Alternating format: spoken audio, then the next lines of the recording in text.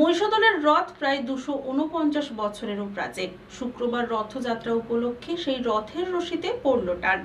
জনপ্লাবন ছিল চোখে পড়ার মতো। উপস্থিত ছিলেন মৎস্যমন্ত্রী বিপ্লব রায়চৌধুরী সহ বিশিষ্টজনেরা।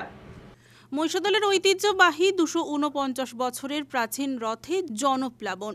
রথের উদ্বোধন অনুষ্ঠানে উপস্থিত ছিলেন রাজ্যের মৎস্যমন্ত্রী বিপ্লব রায়চৌধুরী, বিধায়ক তিলক কুমার চক্রবর্তী, হলদিয়া উন্নয়ন পর্ষদের চেয়ারম্যান জ্যোতির্ময় কর, মহিষাদলের বিডিও বরুণাশিস সরকার সহ অন্যান্যরা। অন্যান্য বছরের মতো এবছরও জনপ্লাবন ছিল চোখে পড়ার মতো।